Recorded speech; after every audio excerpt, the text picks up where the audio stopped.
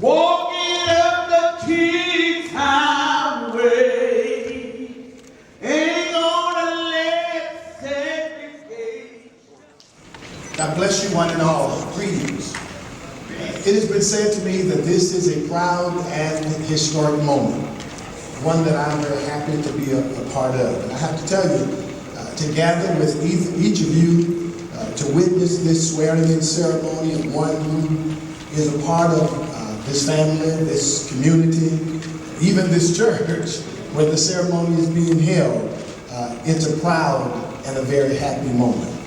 He grew up in Hartford and has made his mark on the history of the state, this community, and in our hearts.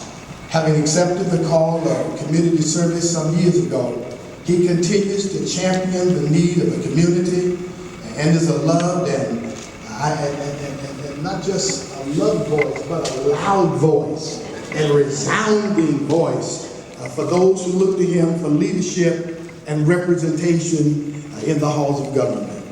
He offered himself, and he has been greatly received by this community.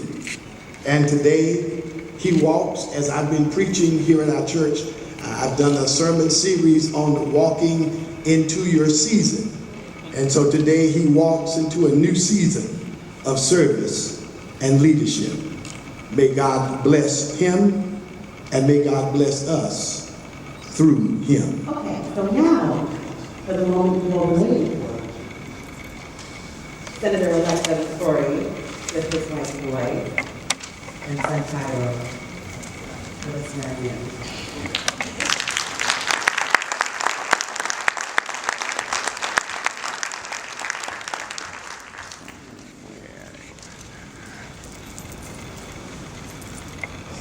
Thereof, and that you will faithfully discharge according to law the duties of the office of Connecticut State Senator to the best of your abilities, so help you God. I will. Amen.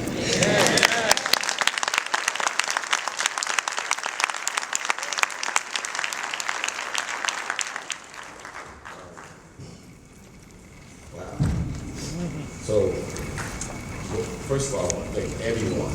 You can sit down. I won't bore you, and I won't be long. Thank everyone for coming out today. I'm going to go through a few people. I know I missed some folks. I'm going to thank everyone for coming out today. First, I want to thank God. For making this happen. This journey started a long time ago, as a child.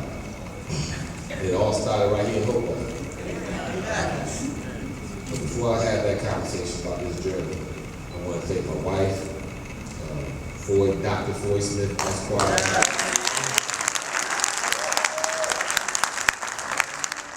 All those people who made this happen. I mean, the opportunity when Senator Eric Coleman decided to move on and become a judge, so many people had it in their mind that this was something for you to do, meaning myself.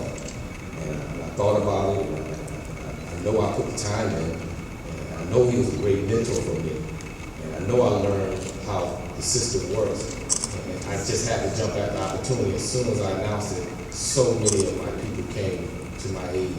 I had to raise $11,500 in a matter of 10 days. And as soon as I put the call out there, my little big sister Sherry Manstrom was right there when he needed. Chaz, my nephew, well, I don't even know, ever voted for me before. He was right there raising that money. My man Caesar was right there. Like, man, that Caesar kept calling me every day. I'm at work, Caesar, I'm at work. I got something for you. I want to thank the leadership of the West Indian community. They were right there for me, right there. As soon as I went to the interview process, they were right there. I want to thank my brothers of the Mega Psi Phi fraternity, another group organization that was right there for me, and my Alpha brothers, and my Sigma brothers, and my Kappa brothers, my sorority sisters. All of them were right there for me. Another person I have to thank was Mr. Paul Bash.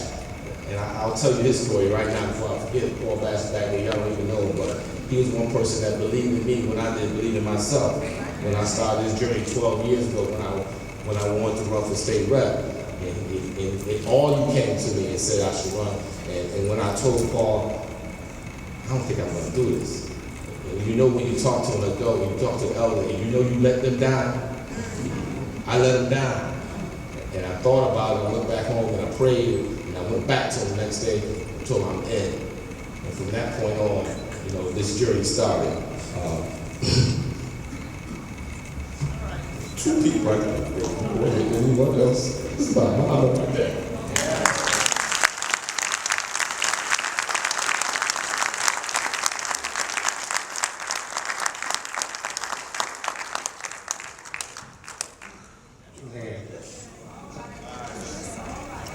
My mom always believed in me. Matriarch of our family. I could never do anything wrong in front of my mother's eyes.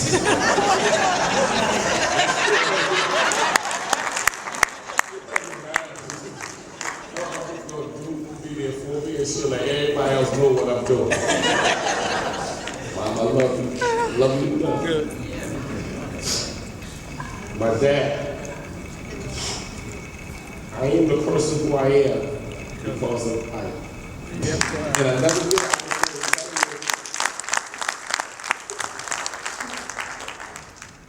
The reason why I work so hard for this community, the reason I understand the concept of giving back is because of my father. And that's because of his guidance, but not what he said, what he did. So many people told me when I ran the first time that, you know, your father built a playground on Enfield Street back in the 70s by himself. And your father opened up stores.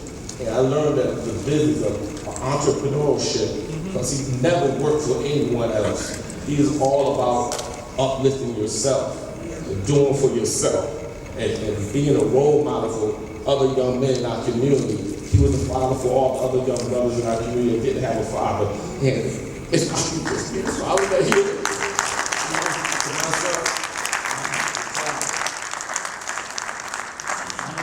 And my late sister, nobody always taught me to love myself and be proud of who I am and where I come from. So the last few words I want to say, I'll let you get on because we got some good food over there. I call this conversation I had what we call the investment and the payoff. For that, I'll just close by saying all again. Whatever you hear about me, you can believe half of it, but all you know is this. I am rooted in our community. And that community is Hartford, Bloomfield, Windsor. I'm grounded.